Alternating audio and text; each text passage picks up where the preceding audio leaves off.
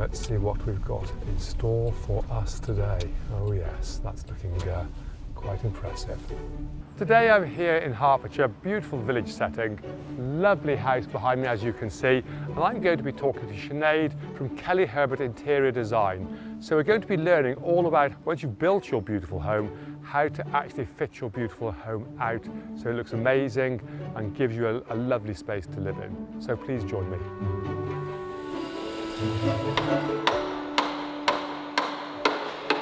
My name is Sinead Kelly Herbert. I'm an interior designer based in Hertfordshire, and I have been practicing interior design for over 20 years.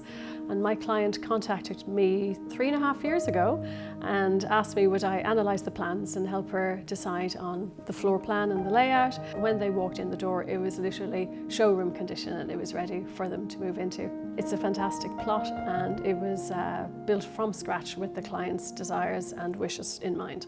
Sinead, good to speak, and tell me, so when would you like to become involved in a project? Well, the sooner that you come on board, the more successful the project will be for the client. Sometimes if they leave it too late and you arrive into a project and everything is set in stone, you don't get to help them change little things like possibly master bedroom suite. The wardrobe might be a little bit small and the bedroom too big.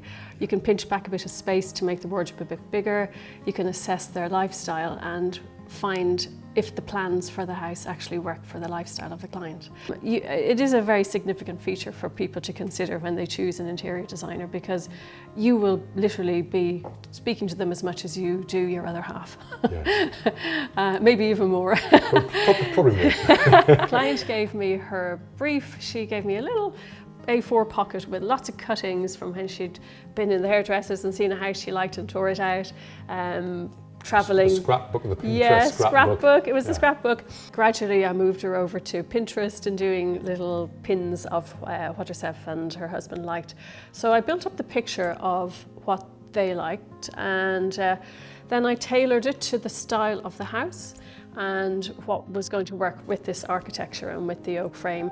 So this particular property is approximately 6,500 square feet, with almost 1,000 square feet of it in the kitchen, living, dining. So that area was initially the first area to tackle and to get right for the client. And I just felt for the size of the house that it needed to spread out a lot more. Also assessing the client's need for storage and the need for an island and it all linking together, I rejigged the space on the plans purely for the furniture layout and the cabinetry. It's an extra large dining table. Everything is oversized, even the pendants over the table. If you put anything standard in here, it would actually look very small. Yeah. So it was a consideration from the beginning. Sometimes a huge area of open plan looks very bland because it's all flat, and as a designer you try to put some vertical interest into it, but here it's already there with the oak frame. Yes. And then the heart of the home, the kitchen. It's the first room that I tend to design on any project. And I love the space that we're standing in, because this is a sort of like a bump out from the side of the house, but I love the borrowed light coming in from above, which is because we've got no windows at the rear of the kitchen. Essential to the light in the kitchen. Yes. It would actually not be the same kitchen if it wasn't for that skylight. So. And then also your blinds here. Yeah, to the cushions. Yeah. The skylight, which brings lovely light into the kitchen. The worktop that I chose is a reflective worktop as opposed to matte, because again, with the wood, the amount of wood in the room, I've juxtapositioned the wood, which is absorbing the light, with the highly polished work surface, which reflects the light. And if you look at the light fittings that I chose, there's this scalloped texture going through the two of them. So we have the glass so you can see through the kitchen, and then the oversized lampshades, but also have the scalloped detail around the edge, just to play with the fact that we have so many straight lines in the house. The flooring, it's a natural stone as well, but it has a huge amount of texture. No two tiles are the same. So being such a large area, we could work with the busy tile. Even though it's not busy in colour, it's busy in texture. The chandelier that I selected for the hallway was a bespoke chandelier, because it was very difficult to tackle a glass opening and fit a very large chandelier to that glass opening. So there was a bit of engineering and mechanics had to go on there, but once it was designed and specified, it just turned the hallway into something magical. So in the centre of the house here, And from an interior design, it's giving you lots of space to work with, Sinead, I would think. Absolutely. There's a lot of ways you could go wrong as well if it's not designed well from the beginning, because it's a vast space, visual from down right up to the top. So if you had different, we say, spindles on different levels, it could look like a bit of a mishmash. So when designing it, I always knew that the simple black metal would work very well with the oak, and we didn't need to add any more oak to it. So rises on the skirt were painted so to blend in with the wall. I really wanted the light fitting to stand out and sing. And this light fitting is amazing. And ironically called the Hereford. The Hereford, So the mix of metals that you choose at the beginning of the project is important too. And people aren't prepared for the actual amount of elements in every room, in every space. There could be 40, 50 elements in just one room, and there could be 40, 50 decisions to make in every room. And I think with those, that volume of decision is where people gain overload. And that's when things go wrong. And they say afterwards, I wish I had known. The off-white on the wall here, in most houses, would actually look like it's white. But here there's a very creamy tone to it, because the colour of the oak, the undertones, the warm, rich golden undertones do reflect a lot into the overall space. It's very important to know what you're dealing with in terms of colour and selecting colours. I understand that you've a slight wash onto the oak frame. There's a whitewash throughout all the oak. Yes. The banisters, the It's treads. very subtle. It's very subtle. So it does flow through quite nicely, and that really does work well. Yeah. The master bedroom was the next room that I designed, bearing in mind that it had that huge triangular shaped gable window, and getting the proportions of all the furniture right in that room was really important to me. Generally is always a contentious room for any couple. You have to take two tastes into account, but it worked really well, and we went with geometric rather than floral, and the window, I think, is a joy to behold when you walk into that room. We're here in the master bedroom, and one of the features in a vaulted room looks absolutely magnificent is this lovely glazed gable. However, it does present some challenges, I would imagine, for the interior design. It sure does. In this instance, because it's a timber gable, you can't actually recess anything. Also, access. You know, if you have a curtain up there and a hook comes off it, how do you get up to rehook it? So I do find automated blinds are the best option. They have to be surface mounted, so the colour that you pick has to try and become invisible within the wooden structure. And I didn't want the client to have to pull the curtains and have a dark room just when they might have been coming from the bathroom. So we'll have a layer of voile, I have a layer of blackout curtain, and on the top in the triangle section I have the bespoke surface mounted blind, which are automated. Yes. So the electrical cable was put in there at the very beginning of the first fix stages. Okay. Yeah. My favourite room in the house is actually the master ensuite. That's where I can see myself at the end of the day. I think having the bath in the central area of the room and having a very large open plan shower really, really makes the room. And also having a double vanity that's 1.8 metres wide is something that not many houses have.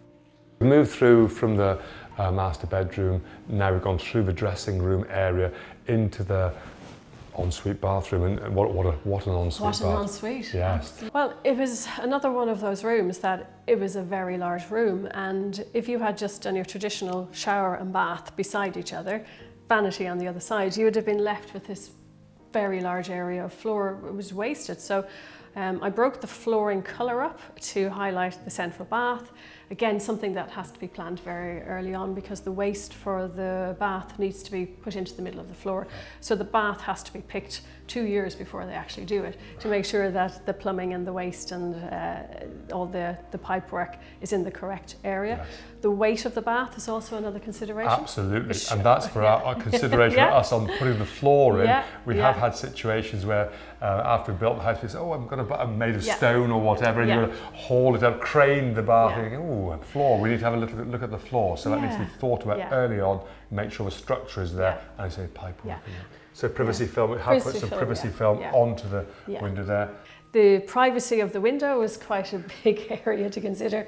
If the client wanted complete privacy. We are overlooking the village cricket ground. So this linen sheer, it's quite a thick linen, so it's very difficult. Even at night time, it's difficult to see through, but you would see through it at night time. Yes. Hence why I then suggested the privacy film. So you cannot see through that at night time. So this gives you the double layer of privacy without blocking the light. If you didn't have that, you could sit in your bath and be watching a cricket on a Saturday afternoon. Or they could be watching you. Or they could be watching you. I think the cricket would be more exciting. Sinead, thank you very much for the lovely walkthrough we had for the interior design of this beautiful home. And I was just thinking, so just to recap, as we've discussed, what would you say the top tips are for interior design, not only on an oak framed home, but possibly on any home as you're going into the process of building your dream? Okay, well, I think number one would be decide if you're going to use an interior designer, and if you are, the sooner they come on board, the better. Items that might require grounds like heavy chandeliers, baths, things like that need to be designed very early on. Then your budget needs addressing. Sit down and do a PC sum of all the items you think you're going to want in the house. Well, I think another tip would be to help you find the look that you're trying to achieve with your home. Follow interior designers on Instagram that you like, and if you are going to engage an interior designer, make sure that it's somebody who will get your style, somebody that's not going to insist on their only look that they can do and stamping it onto your house. Just make sure that they can work with you and bring your ideas and your vision to the house and then enhance what you want. Bring the oak frame to life. Yeah, exactly. Landscaping is very important, and people tend to put that way down the line and they think, well, we'll deal with that later on. But in fact, a new build especially can look quite austere if left on its own, and it's nice to have some beautiful landscaping and greenery around the house. And lots of greenery really helps an oak framed house. The choice of windows and the choice of glass that you use is important with an oak framed house, because in this instance here with the 8 metres of glass, I advise the clients to go with a heat resistant glass, so that it's a thermal insulating glass, so that you're not in a sauna in the summertime. You don't completely overheat in the summertime. Yeah, and we were very, very impressed with the windows here. We stood in front of them on a really hot day. I think it was one of the days in Great Britain when it was 38 degrees and everybody was melting, and there was actually no heat coming through the glass, so it did actually work. But it's a hefty investment, and again, if you have all this planned at the initial stages, so it's helping apportion the funds to where you will actually get the benefit. Very good. I hope you've enjoyed today's episode where I've been talking to Sinead from Kelly Herbert Interior Design. I've learned so much, I hope you have too. Interior design is really fantastic, it adds a lot to a home. So if you've enjoyed the episode, please like, subscribe and leave us a message. Tell us what you'd like to learn about self-build. Any questions, we'll do our very best to answer them.